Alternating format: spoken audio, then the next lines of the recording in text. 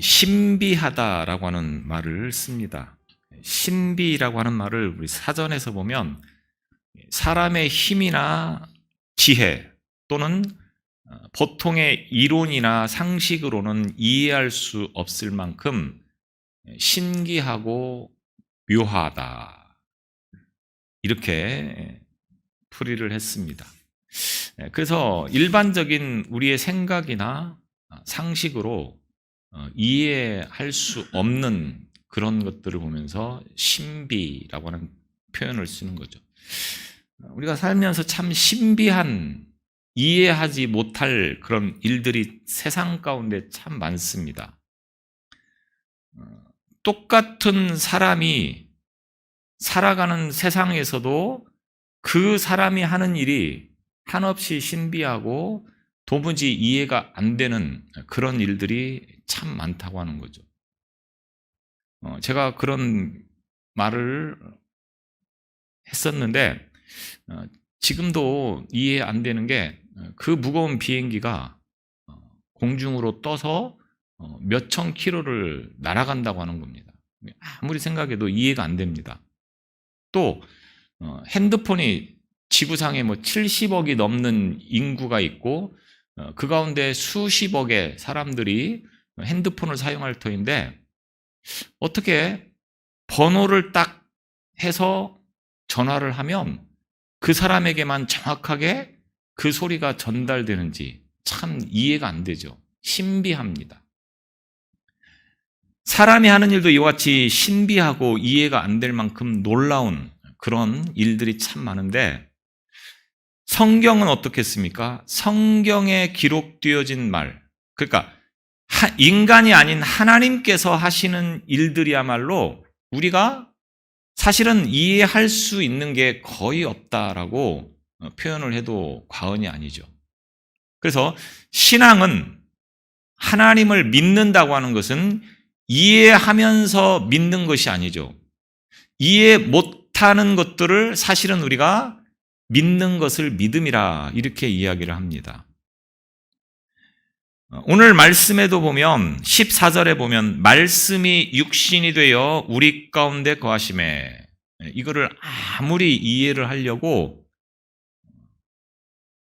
머리를 이리 굴리고 저리 굴려봐도 머리만 아프지 전혀 이해가 되질 않습니다. 이거는 이해를 해서 우리가 알고 넘어가는 그런 차원의 말씀이 아니라고 하는 거죠.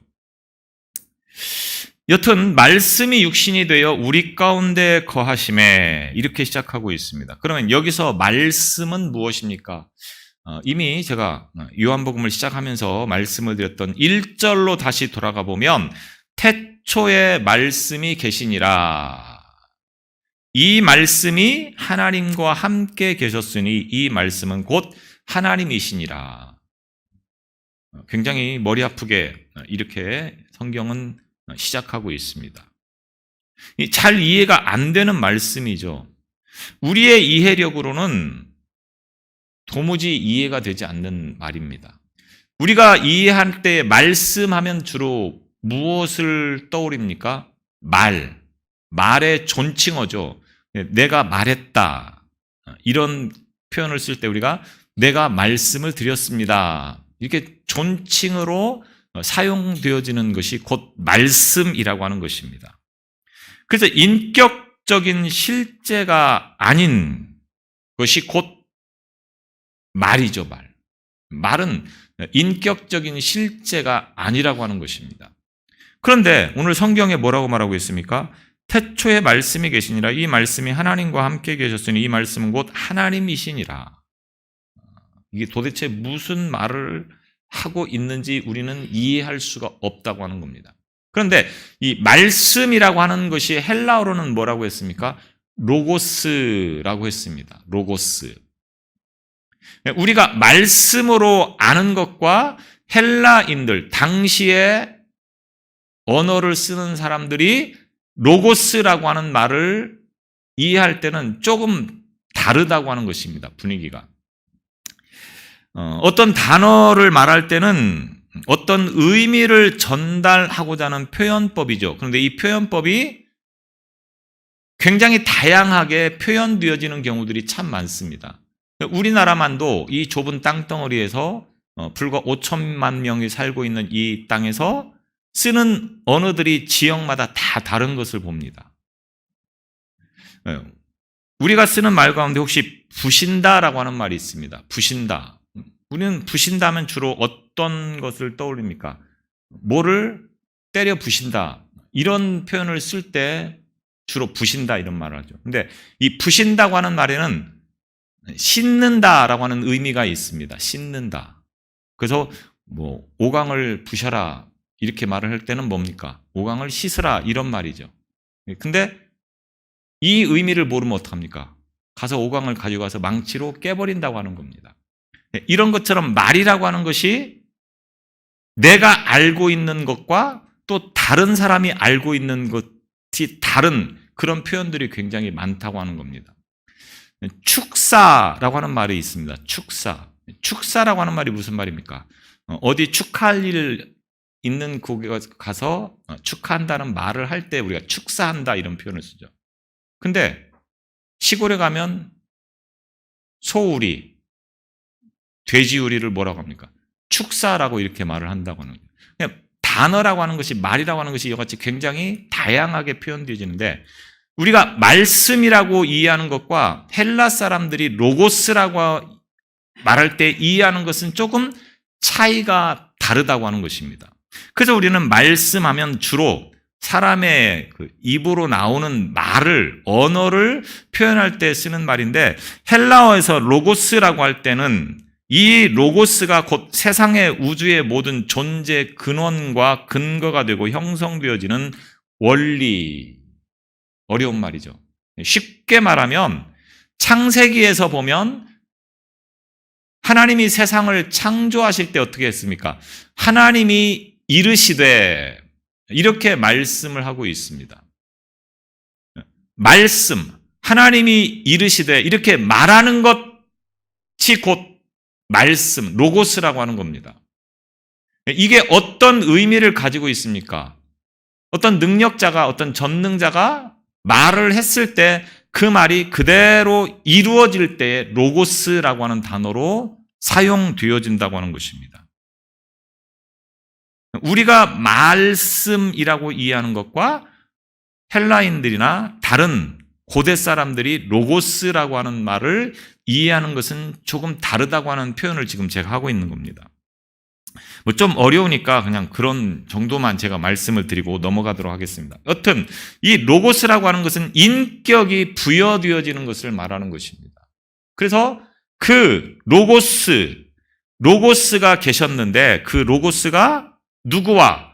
하나님과 함께 계셨고 그 로고스가 곧 누구? 하나님이시다.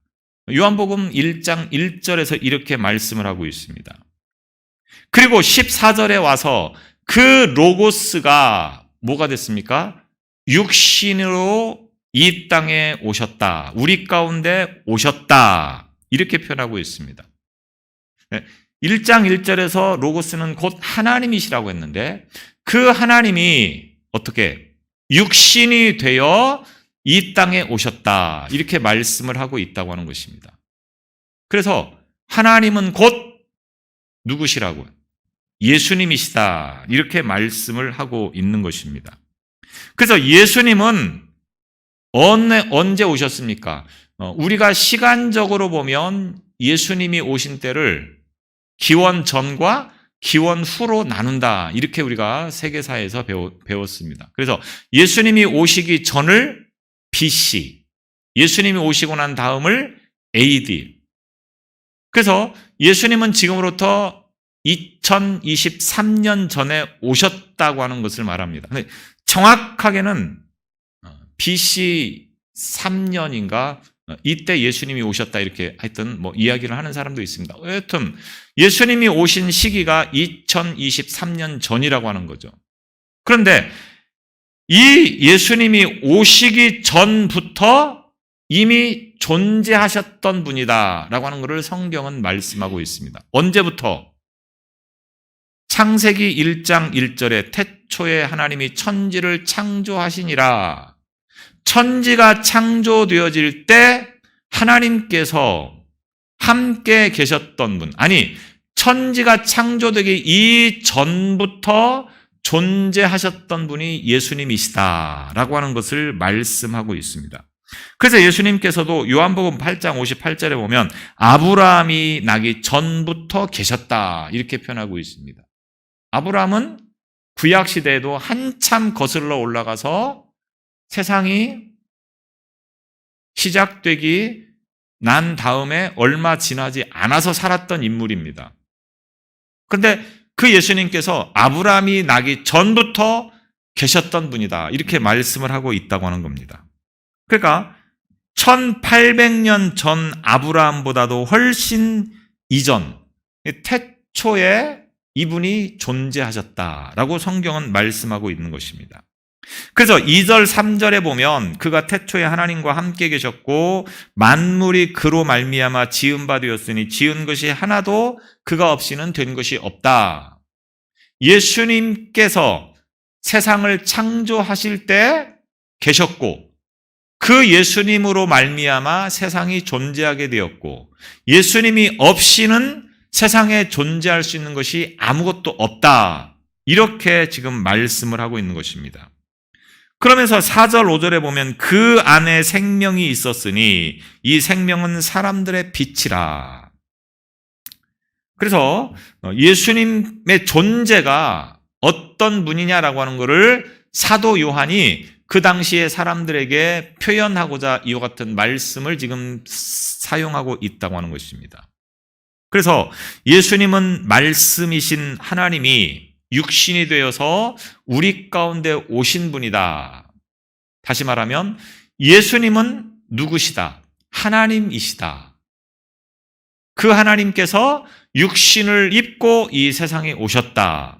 그래서 예수님은 인성을 가진 분인 동시에 신성을 가진 분이다. 이렇게 말씀을 하고 있는 것입니다. 그래서 14절 말씀을 통해서 예수 그리스도의 완전한 사람됨, 즉 예수님께서는 세상에 오신 분이다라고 하는 것을 다시 표현하기 위해서 오늘 이 14절을 말씀하고 있는 겁니다. 하나님이신 분이 육신을 입고 우리 가운데 오셨다. 이렇게 말씀을 하고 있습니다. 초대교회 당시에, 그러니까 이 사도 요한이 요한복음을 기록할 당시에 이단들이 있었는데 그 이단들 가운데서 영지주의자들이라고 하는 이단들이 있었습니다. 지금은 이단 하면은 신천지, 여호와의 증인, 하나님의 교회 등등 이렇게 표현하고 있는데 초창기에는 이단 하면은 영지주의라고 하는 이단이 있었다고 하는 겁니다. 이 영지주의자들은 가연설이라고 하는 것을 주장합니다. 이 가연설이라고 하는 말은 예수님께서 실제 사람의 육체로 이 땅에 온 것이 아니라 그의 고난과 죽음이 하나의 가상일 뿐이다라고 하는 것입니다. 그러니까 예수님이 실제로 오신 것이 아니고 가상의 인물이다. 이렇게 주장을 하는 것이 곧 영지주의자들이라고 하는 겁니다. 그러니까 이 영지주의자들이 많은 사람들을 현혹시키는 겁니다. 예수가 실제로 존재할 수 있느냐? 이게 말이 되는 이야기냐? 신이 어떻게 사람이 돼서 이 땅에 오느냐? 신이 어떻게 사람에 의해서 죽임을 당할 수 있느냐? 이 모든 것들은 다 가상의 일이다. 이렇게 자꾸만 이야기를 하니까 사람들이 거기에 현혹되어진다고 하는 거죠. 그래서 사도 요한은 그 현혹되어지는 것을 막기 위해서 예수님이 하나님이시고 하나님이 곧 육신의 몸을 입고 이 세상에 오셔서 우리와 똑같이 세상을 살아가신 분이다라고 하는 것을 말씀하고자 오늘 이 요한복음을 기록했다고 하는 것입니다. 그래서 우리 가운데 보내주신 성경의 말씀이 곧 하나님 자신이다라고 하는 것입니다. 구약 성경에 말씀하고 있는 모든 내용들이 다 누구를 가리키는 겁니까? 예수 그리스도를 가리키는 것입니다. 구약에서 말씀하고 있는 모든 내용들은 다 예수 그리스도를 표현하기 위해서라. 이런 말씀인 거죠. 그래서 그 예수님께서 이 땅에 오신 사건을 우리는 뭐라고 말합니까? 성육신이라고 하는 것입니다. 성육신. 성육신이라고 하는 말은 이룰성, 그 다음에 육체, 몸을 입고 세상에 오신 것을 성육신이다, 이렇게 표현하는 것입니다. 그런데 이 성육신 사건은 사실 하나님의 입장에서 보면 매우 굴욕적인 거죠. 신이 인간이 되었다. 이것은 굉장히 굴욕적인 사건이라고 하는 겁니다. 하나님의 관점에서. 제가 지금 예화를 드리려고 하는 것이 어느 한 부분에서 표현하기 위해서 말씀을 드리는 거라고 하는 것을 이해하시고 들으시기 바랍니다. 나중에 이거를 가지고 시비를 걸면서 신학적으로 잘못했다, 오류가 있다, 그러면서 저를 이단이라고 하면 굉장히 서운합니다. 절대로 한 부분을 표현하려고 하는 것이니까 여러분이 조금 이해하는 차원에서 이 말씀을 들어주시기 바랍니다. 예를 들어서 한 나라의 대사가 되었다라고 하는 것은 어떤 의미입니까? 그 나라의 대통령을 대신해서 그 나라에 가서 그 대통령의 뜻과 의도와 그 나라의 어떤 방향을 그 나라에 심어주는 것을 말합니다. 이해되시죠? 알고 계시죠? 대사가 어떤 역할을 하는지? 그런데 대통령이 대사를 보내는 것이 아니고 자기가 직접 대사로 가는 것. 조금 어느 한편에서 보면 다른 사람을 대사로 보내야 되는데 자신이 직접 간다고 하는 것은 조금 굴욕적인 것이 될 수도 있다고 하는 겁니다. 갓난 아이하고 놀아줄 때 어떻게 놉니까? 갓난 아이하고 놀 때 갓난 아이가 돼서 놀아야지, 갓난 아이하고 놀아주는데 어른처럼 놀면서 갓난 아이하고 놀아줄 수 있습니까? 없습니까? 안 됩니다. 절대 안 됩니다. 갓난 아이가 돼야 되는 거죠. 하나님께서 사람을 이해하기 위해서 오시는데 어떻게 오셨겠습니까? 사람하고 똑같이 오셔서 그 사람이 겪는 고난이나 아픔이나 슬픔이나 고통이나 이 모든 것들을 다 겪으면서 우리를 비로소 이해하고 세상 말로 놀아주는 그런 지금 상황을 성육신 사건이다, 이렇게 표현을 하고 싶다고 하는 겁니다. 또 한 번 예를 들어볼까요? 양해해 주시기 바랍니다. 예를 들어서 애완용 개나 고양이를 키우는 사람이 요즘 참 많죠. 내가 만족하기 위해서 개나 고양이를 키우지 않습니까?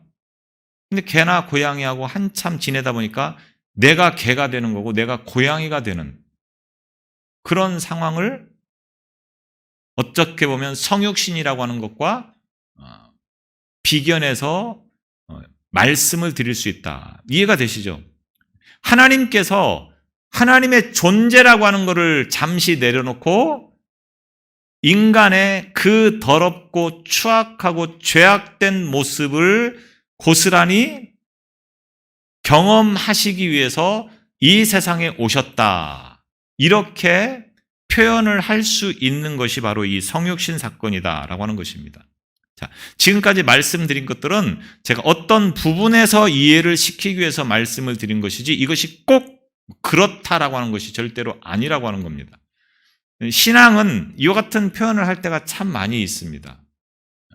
예를 들어서 삼위일체라고 하는 표현도 어쩌면 온전한 표현이 아닙니다. 우리를 이해시키기 위해서 쓰는 표현일 뿐이지 삼위일체 자체도 사실은 완전한 표현이 되어지지 못한다고 하는 겁니다. 그러니까 성경은 우리가 이해할 수 없는 내용들이 너무 많기 때문에 우리를 최대한 이해시키려고 신학자들이 많이 연구하고 노력해서 표현하는데 사실은 그 표현들이 다 정확한 건 아니죠. 어떤 부분적인 것을 표현하기 위해서라고 하는 것입니다. 물론 뭐 다 이해를 시킬 필요는 없겠지만 여튼 성육신이라고 하는 것은 하나님께서 보면 굉장히 굴욕적인 사건이라고 하는 겁니다. 그 존귀를 받으실 분이 육체의 몸을 입고 세상에 오셔서 우리와 똑같은 그런 죄악된 세상 가운데서 살아가신다. 그리고 사람에 의해서 죽임을 당한다. 이런 것만을 놓고 본다고 하면 굉장히 굴욕적인 사건이라고 하는 것입니다. 그런데 하나님이 그렇게 하셨다고 하는 겁니다. 왜? 하나님은 다른 종교의 신들과 다릅니다. 다른 종교에서의 신들은 항상 뭡니까? 사람들이 만들어낸 인간의 피조물에 불과한 거죠. 북한산에 올라가다 보면 돌탑을 이렇게 쌓고 거기에다가 소원을 비는 사람들이 가끔 있습니다. 저는 가면서 발로 툭툭 차고 가는데 그거를 신이라고 생각한다고 하는 겁니다. 그게 사람이 만들어 놓은 거죠. 그게 신이 될 수가 없습니다. 바위가 신이고 나무가 신이고 해가 신이고 그런 것들은 사람이 만들어낸 것에 불과한 거지 결코 그게 신이 될 수 없다고 하는 겁니다. 아니면 불교처럼 인간이 도를 깨우쳐서 스스로 하나님이 될 수 있다라고 가르치는 종교들도 있습니다. 여튼 다른 종교들은 신과 어떤 인간의 그 거리가 굉장히 멀게 느껴질 수밖에 없는 그런 것인데 반하여서 하나님은 어떤 분이십니까? 하나님은 우리와 함께 하시는 분, 늘 우리 곁에 계시는 분, 심지어는 그분이 몸을 입고 세상에 오셔서 우리와 똑같은 삶을 사시면서 우리를 이해하시고 우리를 지켜주신 분, 이렇게 표현하고 있다라고 하는 겁니다. 그런 면에서 다른 신들과는 굉장히 다른 거죠. 그래서 하나님은 우리 가운데 오셔서 그의 영광을 나타내신다, 이렇게 표현하고 있습니다. 왜? 우리의 죄 때문이죠, 죄. 우리가 죄로 인하여서 죽을 수밖에 없는 그런 존재이기에 하나님은 그 죽어가는 우리의 영혼들을 보면서 안타까운 마음, 너무 아픈 마음, 그런 마음으로 인하여서 우리를 살리시기 위하여서 이 세상에 오셨다라고 하는 것입니다. 육신의 몸을 입고 우리 죄를 사하시기 위해서. 자식이 아파서 굉장히 고통스러워하면 그것을 바라보는 부모의 심정은 뭡니까? 자기가 대신 아팠으면 좋겠다라는 생각을 합니다. 그게 정상적인 부모죠. 물론 정상 아닌 부모가 많기 때문에 요즘엔 너는 너고 네가 아픈 건 네가 감당하고 뭐 이렇게 말을 할지 모르겠지만 여튼 정상적인 사랑하는 그러한 부모와 자식의 관계라고 하면 자식이 아픈 거는 내가 대신 아프고 싶은 심정이라고 하는 거죠. 자식이 죽을 일이 있으면 부모가 대신 죽을 수만 있다면, 제가 그런 얘기를 언젠가 했는지 모르겠는데 어떤 영화에 보면 자식이 부모의 재산을 가로채기 위해서 매우 잔인하게 부모를 죽인 그런 영화가 있었습니다. 그런데 그 자식이 칼로 찌르면서 손톱이 칼로 베어지는 거죠. 그거를 어머니가 보고 그 손톱을 삼킵니다. 그런 영화가 있었습니다. 부모의 심정이라고 하는 거죠. 죽어가면서도 자식이 범인이라고 하는 것을 숨겨주기 위해서. 그게 부모의 심정이라고 하는 거죠. 하나님이 우리의 죽어가는 그 모습을 보면서 가만히 있을 수가 없으셨던 겁니다. 이런 방법 저런 방법으로 우리의 죄를 용서해 주려고 여러 가지 방법들을 제시하셨지만 도무지 인간이라고 하는 존재가 그거를 미치지 못하고 따라오지 못한다고 하는 겁니다. 반드시 죗값이라고 하는 것은 있어야 되는데 죗값을 치르지 않고 용서하기에는 우리가 너무 큰 죄를 범하였기 때문에 그 죗값을 치러야 되는데 그래서 여러 방법들을 제시하셨지만 그거를 도무지 따라오지를 못하는 겁니다. 그래서 직접 자신께서 제물이 되시려고 이 땅에 오셨다. 그것이 곧 성육신 사건이 되어지는 것입니다. 하나님이 바로 그 일을 위해서 예수님으로 오신 것이 바로 이 말씀인 거죠.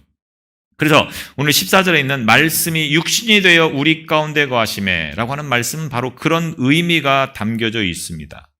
우리 가운데 거하심에, 여기서 거하시다라고 하는 말은 장막을 치다, 이런 의미가 있습니다.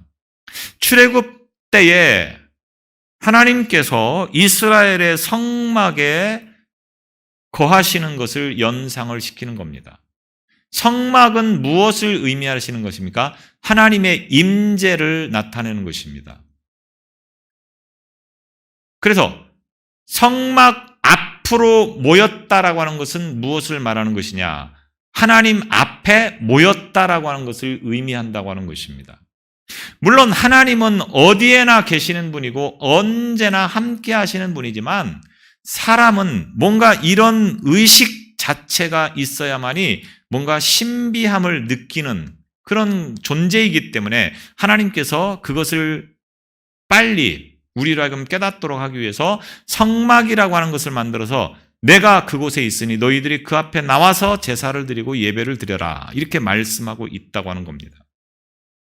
그래서 우리 가운데 거하심에, 여기서 우리는 예수님을 구주로 영접한 성도들을 가리키는 것입니다.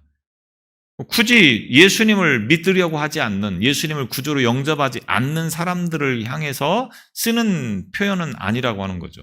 그래서 출애굽기에서 하나님께서 이스라엘 백성 중에 임재하시는 것처럼 예수님께서 육신의 몸을 입고 우리와 함께 하시는 것을 상징하고 표현하기 위해서 이와 같은 표현을 쓰고 있다고 하는 겁니다. 그런데 거하신다라고 하는 이 말은 일회적 사건이라고 하는 것을 우리는 알아야 됩니다. 무슨 말이냐? 예수님께서 이 땅에 오셔서 다시 하나님의 나라로 가시는 사건은 일회적인 것이라고 하는 겁니다. 많은 이단들이 자기가 예수다, 이렇게 사람들을 미혹합니다. 그 말이 맞지 않는 이유는 뭐냐? 바로 이 말씀에서처럼 이 거하신다라고 하는 이 말 자체가 일회적인, 단수라고 하는 겁니다. 일회적인 사건이라고 하는 겁니다. 그러니까 원어를 보면 우리가 그 표현을 알 수 있다고 하는 거죠. 우리 말에서는 그 말이 표현되어지고 있지 않지만 이 원어에서 보면 우리 가운데 거하신다, 이 말은 일회적 사건이다라고 하는 것을 말하는 것입니다. 그래서 예수님은 한 번 오셨습니다. 그 다음에 다시 오시는 것을 재림이라 이렇게 말을 하는데, 그때는 세상 모든 것들이 다 끝날 때 다시 오시는 것을 말하는 거죠. 여튼 이와 같은 것으로 우리를 표현하고 있습니다. 하나님께서 사람의 몸을 입고 이 세상에 오셔서 우리의 죄를 대신해서 십자가에서 죽으셨고, 그리고 사흘 만에 부활하셔서 다시 하나님의 나라로 승천하셨다고 하는 것을 말씀하고 있는 것입니다. 그분을 우리가 영광을 보니 이라고 이렇게 표현을 하고 있는 것입니다. 영광을 보았다. 하나님께서 사람의 몸을 입고 오신 그 예수님을 보는 것을 곧 영광을 보았다, 이렇게 표현하고 있다고 하는 겁니다. 이 무슨 말인지 이해가 되십니까? 예를 들면 우리가 어떤 유명인을 만나서 악수를 했다, 그러면 가문의 영광이라고 그렇게 표현합니다. 같이 사진을 찍었다, 두고두고 몇 대가 이거는 봐야 된다고 해서 가보로 남기는 그런 영광스럽다라고 하는 표현을 쓴다고 하는 거죠. 굉장히 유명한 사람, 굉장히 높은 사람, 대통령을 만나서 예를 들어서 악수를 했다. 모든 사람에게, 만나는 사람에게 나 대통령 만나서 악수했다라고 하는 것을 굉장히 자랑스럽게 영광이라고 생각하면서 그렇게 이야기를 할 거라고 하는 겁니다. 그런 것처럼 하나님께서 세상에 오셔서 그분이 나와 함께 하셨다. 이게 얼마나 영광스러운 사건입니까? 근데 우리는 그 영광스러운 것을 영광스럽게 여기지 않고 있다고 하는 거죠.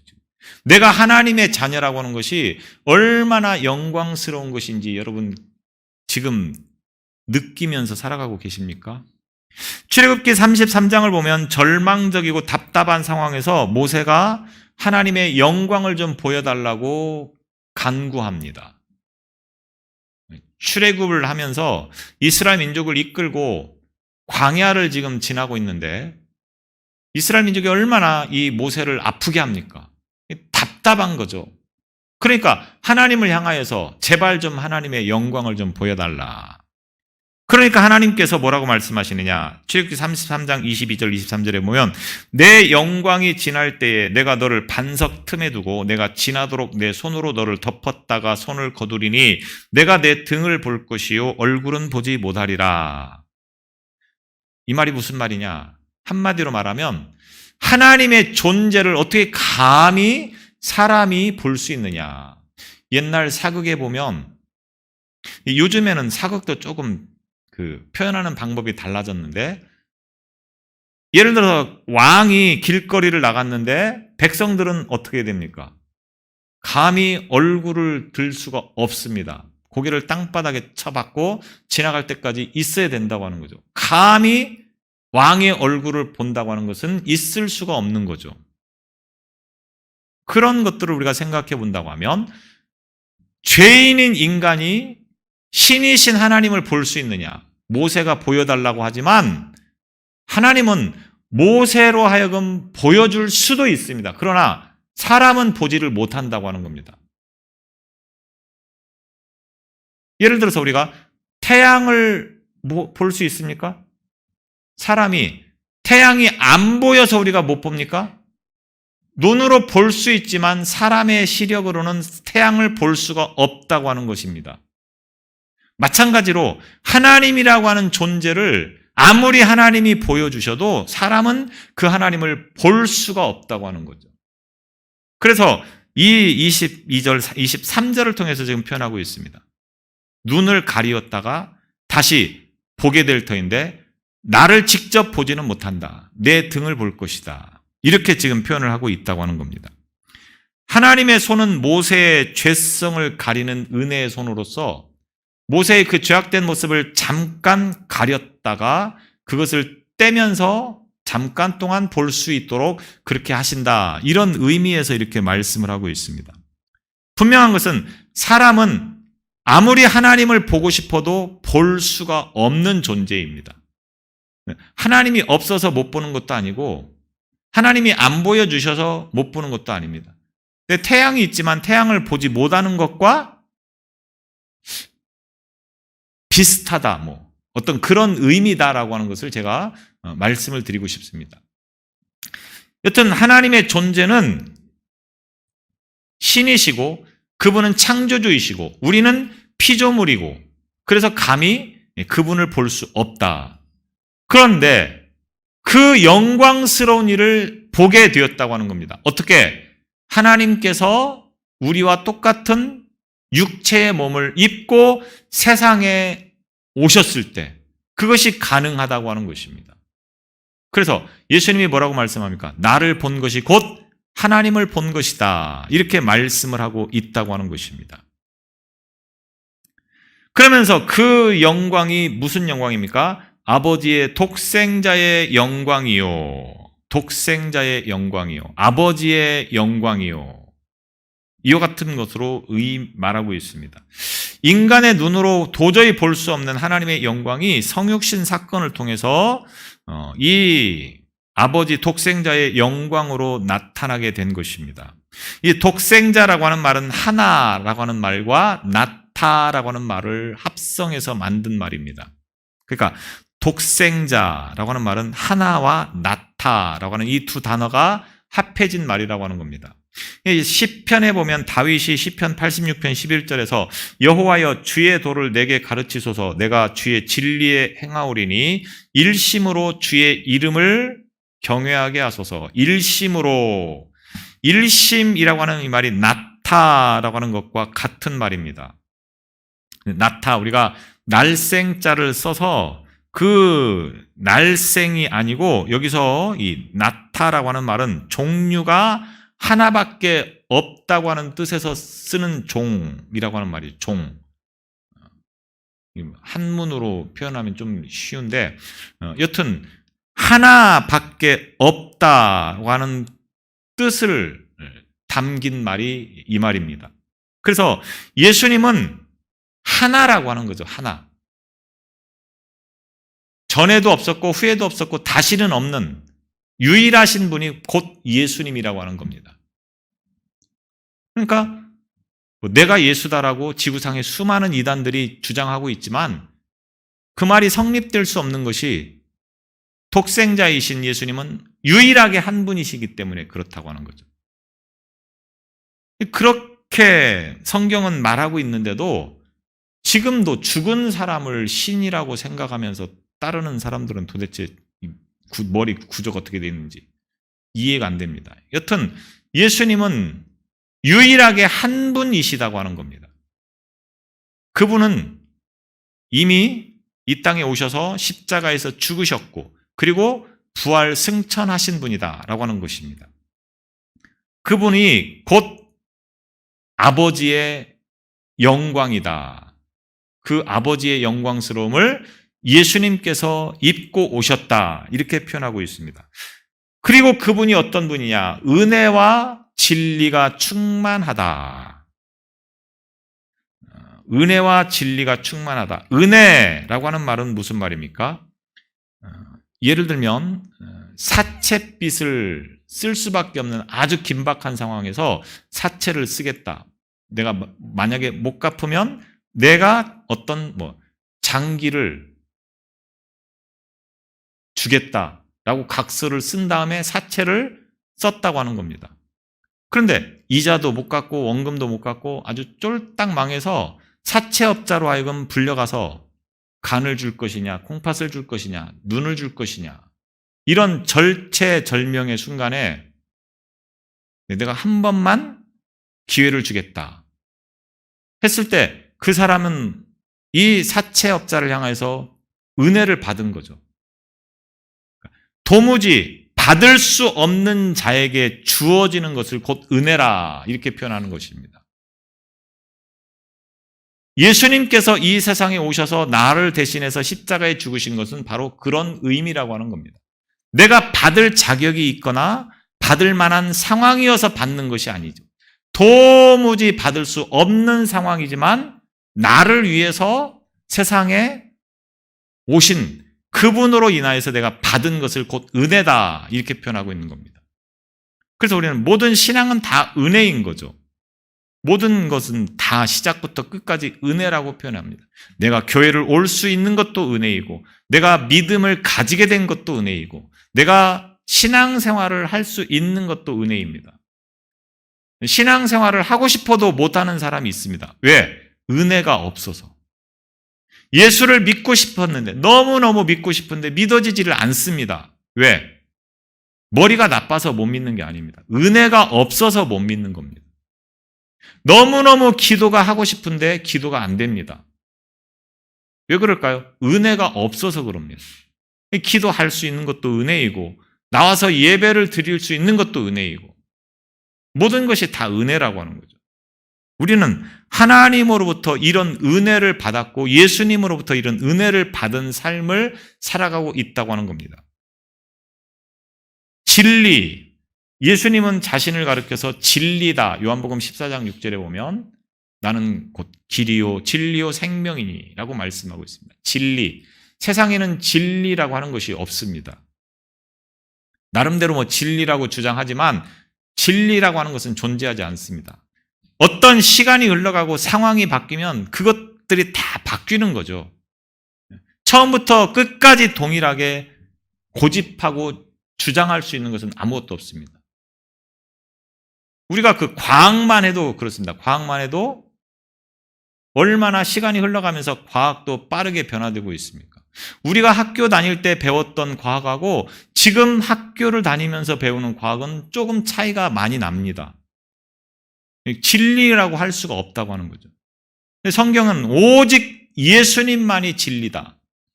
처음부터 끝까지 변하지 않고 동일한 것은 예수님 한 분뿐이다. 이런 의미가 담겨져 있는 것입니다.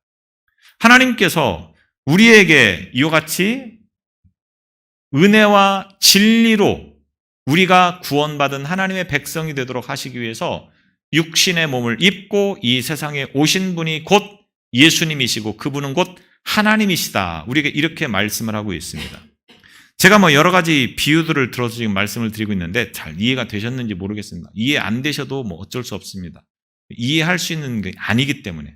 여튼 제가 최대한 쉽게 말씀을 드린다고 드렸는데 어떠신지는 잘 모르겠는데 여튼 그렇습니다. 여기서 말씀하고자 하는 가장 중요한 것은 뭐냐? 예수님은 하나님이신데 그 하나님께서 죄로 얼룩진 죽을 수밖에 없는 나를 위해서 인간의 몸을 입고 이 세상에 오셔서 우리에게 구원의 은혜를 가져다 주신 분이다. 사도 요한은 이것을 말씀을 드리려고 하는 겁니다. 잘 이해되지 않는 부분이 있을지라도 오늘 이 말씀을 통하여서 하나님은 나를 이렇게 사랑하셔서 나를 구하시기 위하여서 이와 같이 예수님을 이 땅에 보내주셨고 내 죄를 사해 주셨구나. 이런 믿음을 이해하려고 하지 말고 하나님 앞에 은혜를 구해서 내가 이것을 믿을 수 있게 해달라고 여러분이 기도하시면서 이 믿음을 가지고 살아가시기를 바랍니다. 기도하겠습니다. 죄와 허물로 죽을 수밖에 없는 인생들을 위해서 하나님께서 직접 육신의 몸을 입고 이 세상에 오신 성육신의 사건을 우리가 다시금 말씀을 통하여서 보았습니다. 우리에게금 이것이 믿어지는 은혜를 허락하셔서 우리에게금 이 믿음을 가지고 하나님의 뜻과 하나님의 말씀대로 살아가는 삶이 되게 하여 주옵소서. 예수님 이름으로 기도드리옵나이다. 아멘.